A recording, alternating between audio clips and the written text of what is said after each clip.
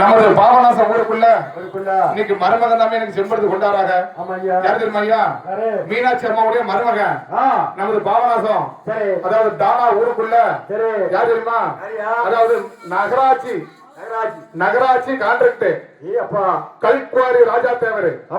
கல்குவாரி ராஜா தேவரு என் தாய் மீனாட்சி அம்மன் அவசரம்ல. மீனாட்சி அம்மன் ஆம்பளை மகன் இல்ல, அதனால ஒரு மருமகன்.